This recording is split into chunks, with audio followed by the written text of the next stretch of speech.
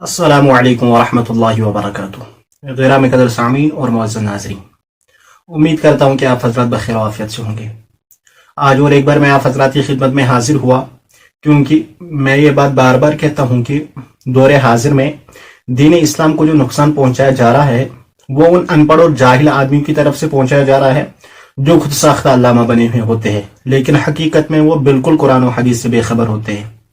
आप उन्हीं जाहिलीन में से एक जाहिल की जहालतुल इल्मी को मुलाहिदा करें कि आपके हकीमुल उम्मत अशरफ अली थानवी ने उन्होंने क्या लिखा है। उन्होंने एक किताब लिखी है तालीमुद्दीन, और उसमें उन्होंने लिखा है एक दुआ उन्होंने मांगे, उस पे उन्होंने फिर अली और मुर्तजा कररमल्लाहु ताला वजहुल करीम का जो उन्होंने ये वसीला पेश किया, उन्होंने क्या लिखा है, हादिए आलम।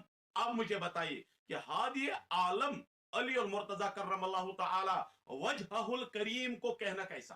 इसका एक जवाब ये। दूसरा उन्होंने क्या कहा, हादिए आलम अली मुश्किल कुशा के वास्ते। अब आपने कहा नबी भी मुश्किल कुशा नहीं, अली और मुर्तजा भी मुश्किल कुशा नहीं है, और उसके बाद आपने कहा अल्लाह पाक अपनी सिफात किसी में तकसीम नहीं करता।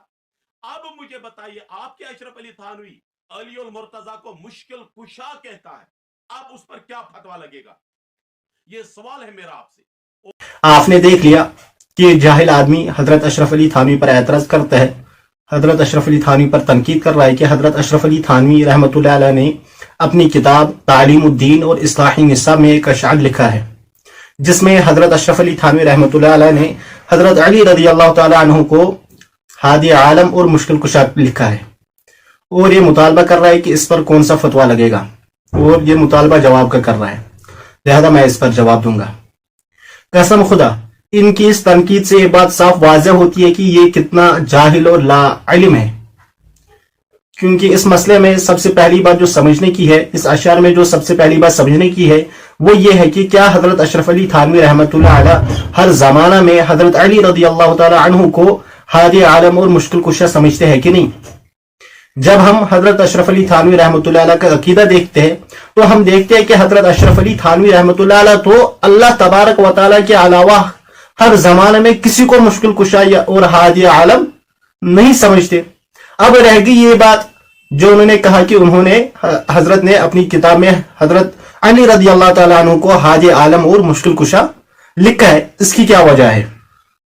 हादी आलम और मुश्किल कुशा हजरत अली रज़ी अल्लाह तआला अन्हु को उनकी खिलाफत के दौरान अलकाब थे, क्योंकि मुश्किल कुशा असल में फारसी का लफ्ज है, इसका अरबी में हल्लुल मुअदिलात आता है।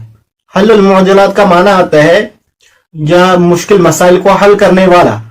तो हजरत अली रज़ी अल्लाह तआला ने तो अपने दौरे खिलाफत में बहुत से मुश्किल मसाइल हल किए, इसलिए उनके अलकाब थे, इसलिए उनके अलकाब ये दोनों थे। हादी आलम भी उनका अलकाब था और मुश्किल कुशा भी उनका लकब था, और लकब के तौर पर ही हजरत रहमतुल्लाह अलैह ने अपनी किताब में उनको हादी आलम और मुश्किल कुशा लिखा है।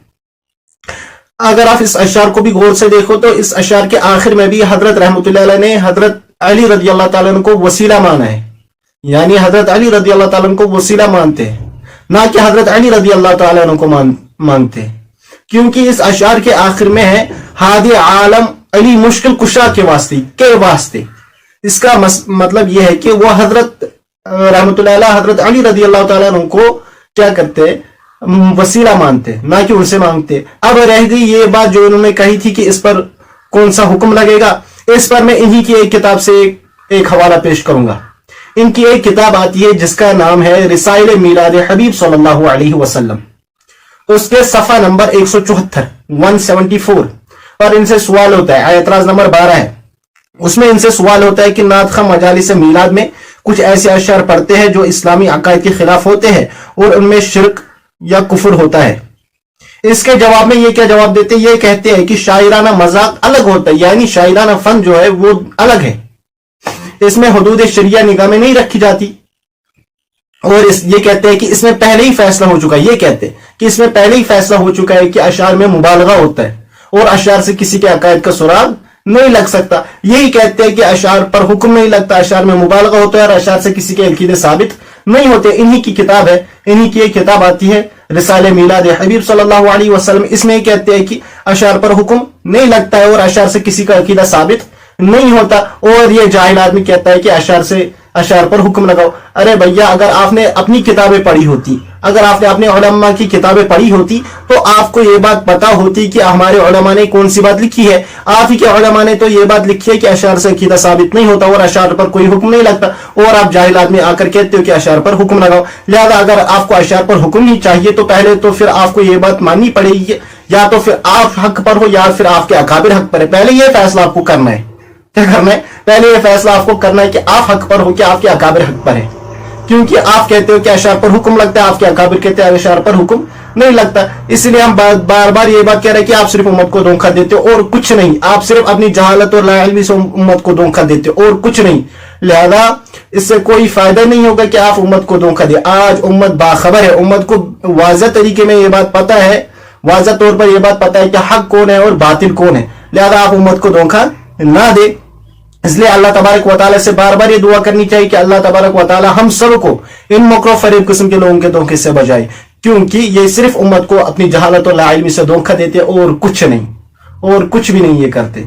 उम्मीद है कि आपको मेरी बात समझ में आई होगी। अस्सलामु अलैकुम व रहमतुल्लाह।